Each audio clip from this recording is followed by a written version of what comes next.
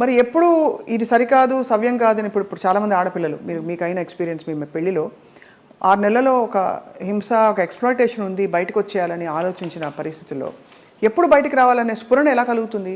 Because భరిస్తాం సర్దుకుంటాయనే hope ఉంటుంది. ఆ స్ఫురణ ఏం చెప్పిన మాట వినాలని మీ గైడెన్స్ అడుగుతున్నాం. మీరు డైరెక్ట్గా పడ్డ వ్యక్తి కాబట్టి మీకు అర్థమైంది కదా ప్రశ్న. అది మన రాతలో ఉంటుంది, ఏదో అదృశ్యవాణి చెప్తుంది మనకి, భరించావు చాలు, ఇంకా ఇది చెయ్యి అని గైడెన్స్ వచ్చేస్తుంది అని. నాకు బ్లైండ్గా వెళ్తాను నేను అంతే. అంతే అంత డీప్గా వెళ్ళి నాలెడ్జబుల్గా చెప్పాలంటే నాకు తెలియదు, కానీ అనిపిస్తుంది, మనకే అనిపిస్తుంది ఇంకా ఆ టైం అయిపోతుందని అనిపించినప్పుడు అది ఆటోమేటిక్గా వస్తుందని నేను అనుకుంటున్నాను.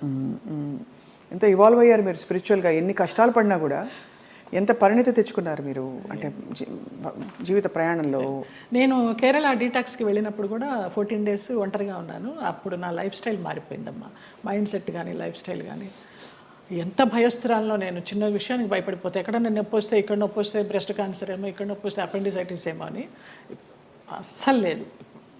ముక్తినాథ్ నడిచి దిగాను -degreesలో మొన్న. అవునా? మొన్న రీసెంట్గా 4 days అవ్వలేదు. ఆ ముక్తినాథ్ ఒక ఇన్సిడెంట్ చెప్పాలి స్వప్న. ఒక ఆవిడ కటక్ నుంచి వచ్చారు, జ్యోత్స్నారావు అనేసి, ఒరిస్సా ఆవిడ కాదులే, ఒరిస్సాలో జాబ్ చేసేవారు, కాకినాడ ఆవిడ, బ్రాహ్మణ ఆవిడ. ఎవరు లేరు, నానే వాళ్ళు ఎవరు లేరు, తోడబుట్టిన అన్నదమ్ములు కానీ అక్క చెల్లెళ్ళు కానీ సంసారం కానీ పిల్లలు కానీ ఎవ్వరు లేరు. ఆవిడ బ్రహ్మచారిణి. ఆవిడ వచ్చి నాకు ఎవరు లేరు 3 రోజులు ప్రయాణం చేశారు మాతోటి. 11th నాడు బయలుదేరాము ఇక్కడి నుంచి, 12th 13th నాడు ముక్తినాథ్ తీసుకెళ్లారు. అలాగే డోలీలో ఎక్కించి వెళ్ళారు. ఆవిడకి ఏదో హై బ్లడ్ బీపీనో షుగర్ ఏదో ఉంది. అన్నం తినాలనిపించక మాత్రలు వేసేసుకుంటున్నారు. తర్వాత ఆ ముక్తినాథ్లో జామ్సంలో మేము స్టే చేసినప్పుడు వెన్ను వణికించే చలి, అక్కడ హీటర్స్ ఉండవు, హీటర్స్ పెడితే ఆక్సిజన్ అందదంట, హై ఆల్టిట్యూడ్ అనమాట. అక్కడ ఆ రోజు నరకం అనుభవించాం అందరం, 80 members గ్రూప్ మేము. Sai Krishna tours and travels అని సాయిరామ్ గారు, ప్రసన్న గారు, వైఫ్ అండ్ హస్బెండ్, ఆది దంపతులు. నిజంగా 2009 నుంచి వాళ్ళు ట్రావెల్ చేస్తున్నారు. ప్రతి ఒక్క గ్రూప్తో ట్రావెల్ చేస్తారు. ఇంకా నేను లైఫ్ జర్నీ అంతా వాళ్ళతోనే యాత్రలు కంటిన్యూ చేయాలని వాళ్ళతో చెప్పి కూడా వచ్చా కన్ఫర్మేషన్. ఆవిడ ముక్తినాథ్ని దర్శించుకొని, సాయిరామ్ గారు మేము వెళ్ళే రోజు ముందర రోజు నైట్ హోటల్లో డిన్నర్కి గ్యాదర్ అయినప్పుడు చెప్తారు, అమ్మ ఇలా ఉంటుంది అక్కడ సిచ్యువేషను, స్నానాలు చేయకండి, 108 జలధారలు ఉంటాయి, స్నానాలు చేయకండి, -degrees ఉంటాయి, నెత్తి నీళ్లు చల్లుకుంటే చాలు, మనకి ముక్తినాథుడి దర్శనం కావాలి, మీరు ఆయన చూడడం కాదు ముఖ్యం, ఆయన మిమ్మల్ని చూడడం ముఖ్యమని చాలా చక్కగా వివరించి ఆవిడని అడిగారు, అమ్మ మీ పరిస్థితి ఇలా ఉంది, వస్తారా, రాలేకపోతే రూమ్లో ఉండండి, భోజనం ఏర్పాట్లన్నీ చేసి మీకు ఒక మనిషిని పెట్టి నేను వెళ్తాను. లేదు సాయిరామ్, నాకు ఆ ముక్తినాథుడిని చూడాలి, నా ఒకే ఒక కోరిక అన్నారమ్మ. వచ్చారు, ముక్తినాథుడిని చూశారు. మర్నాడు అందరం బయలుదేరి బస్సుల్లో పోక్రా రిటర్న్ రావాలి. కార్లోనే స్పాట్ డెడ్ అమ్మ ఆవిడ.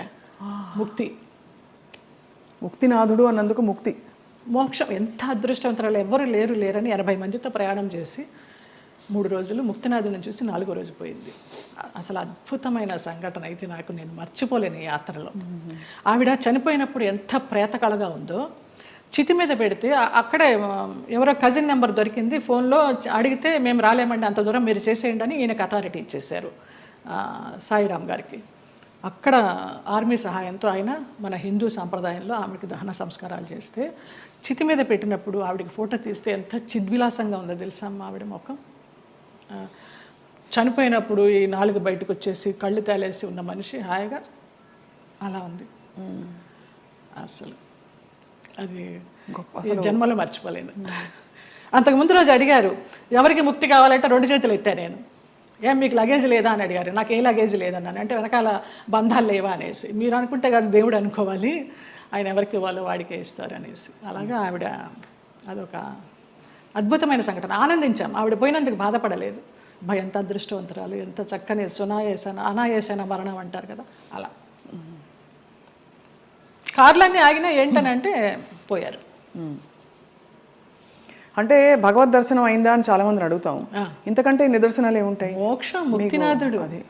మా వాళ్ళందరూ, మా మామ కొడుకులందరూ ఆ -degreesలో 108 జలధారాల్లో స్నానం చేశారు.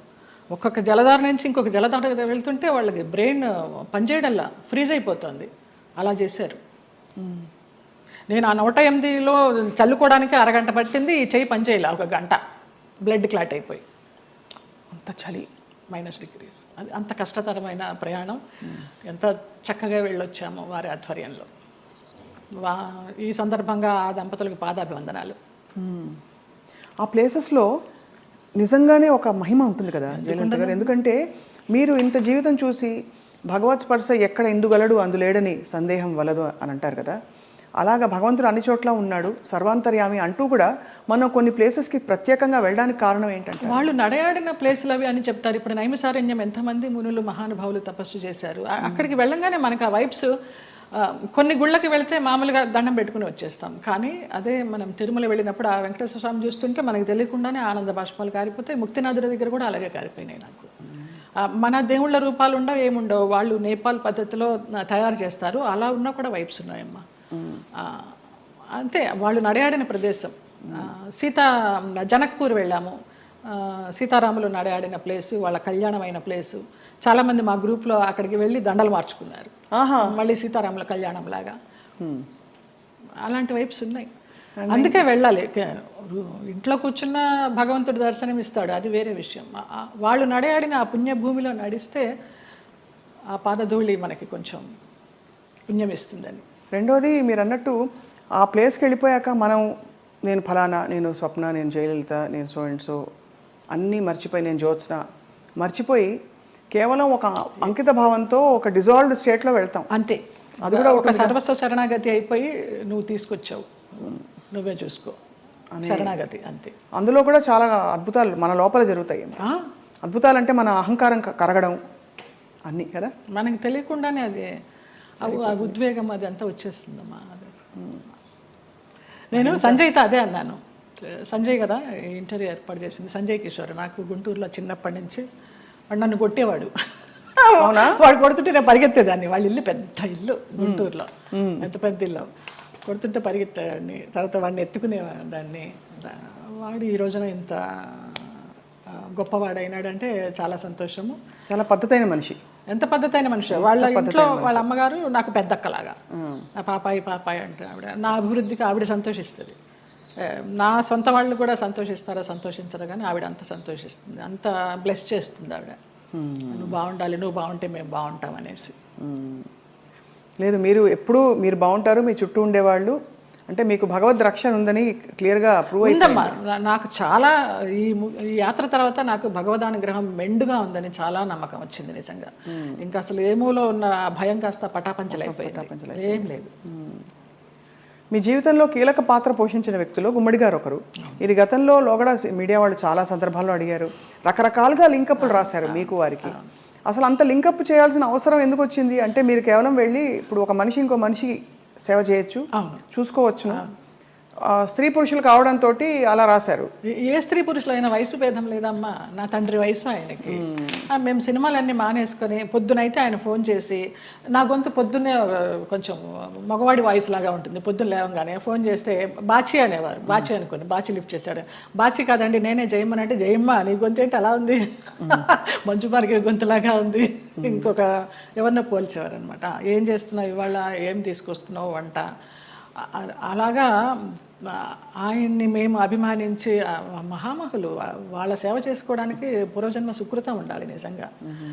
తల్లిదండ్రి లేరు, వాళ్ళ ప్లేసుల్లో వాళ్ళని ఊహించుకొని, ఆ లెజెండ్స్ వాళ్ళు చేసిన క్యారెక్టర్స్ ఊహించుకొని మనకి ఇంత గొప్ప అవకాశం వచ్చింది. వారితో కూర్చుని భోంచేసేయడం కానీ, వారితో కూర్చుని పేకాడడం కానీ, వారితో కూర్చుని వైన్ తీసుకోవడం కానీ. నా కోసం సులా అని ఒక వైన్ బాటిల్ తెప్పించేవారు రోజు 800 పెట్టి, ఇది నీకే, ఇది జయమ్మకే, వేరే ఎవరు ముట్టుకోవద్దనేసి. అంత అభిమానంగా కొన్ని సంవత్సరాలు, ఒక 4-5 సంవత్సరాలు జర్నీ చేశాము. ఇప్పుడు అటు నుంచి వెళితే నాకు ఆ ఇల్లు చూస్తే మాత్రం ఏడుపు వస్తుంది. అవును, మీరు చెప్పారు. అంత మంచి. ఆయన కుటుంబ సభ్యులు ఎవరు లేరా ఆ టైం? ఉన్నారు, ఎందుకు లేరు. ఆయన కూతుళ్ళు, బిడ్డలు, కొడుకులు. ఒక కొడుకు US లో ఉండేవాడు, ఒక కొడుకు చెన్నైలో. వాళ్ళు ఎవరు సరిగ్గా చూసేవారు కదా? మీ నా ఫోన్ నుంచి నేను ISD చేసి ఇచ్చేదాన్ని ఆయనకి మాట్లాడడానికి. కొడుకు పుట్టినరోజు అంటే విష్ చేయడానికి కానీ, లేకపోతే ఆయనకి ఏదైనా బాగాలేకపోతే చెప్పడానికి కానీ. ఎప్పుడైనా వాళ్ళందరూ మిమ్మల్ని, ఆడపిల్లలు వచ్చేవారు. ఇక్కడ సాంబమ్మ అని ఒక ఆవిడ ఉండేది, ఆవిడ వచ్చి చూసిపోతూ ఉండేది. శారద బెంగళూరులో ఉండేది, ఇప్పుడు ఇక్కడే షిఫ్ట్ అయిపోయింది. విజయమ్మ చెన్నైలో ఉంటుంది, ఇంకొక చిన్నమ్మ అమెరికాలో ఉంటుంది, ఒక ఆవిడ క్యాన్సర్తో పోయింది. ఫోన్లు చేస్తూ ఉంటారు, కానీ లాస్ట్లో ఆయనకి ఒంట్లో బాగాలేనప్పుడు ఆయన పక్కన అంబులెన్స్లో కూర్చుని హాస్పిటల్లో జాయిన్ చేసింది నేనే. ఇంకా ఆయనకి వెంటిలేషన్ తీస్తారనగా జయ ఇట్రా అనేసి నన్ను ఇట్లా గుండెల మీద పడుకోబెట్టుకున్నారు, పోయినారు. ఫస్ట్ పోయిందని తెలిసింది కూడా నాకే. మీకే? ఆ పోయినప్పుడు ఇంక నేను బయటకు వచ్చేసాను. ఇంకా ఆ తెల్లవారుజాము నుంచి వాళ్ళ పిల్లలు రావడం అది. అక్కినేని నాగేశ్వరరావు గారు అన్నారు, ఆయన పోయిన తర్వాత అక్కడ నుంచుని ఉంటే పిల్లలందరినీ పలకరిస్తూ నా భుజం తట్టి నీకు చాలా లోటు గుమ్మడి గారు పోవడం అన్నారు. నమస్కారం. మహానుభావులు వాళ్ళంతా.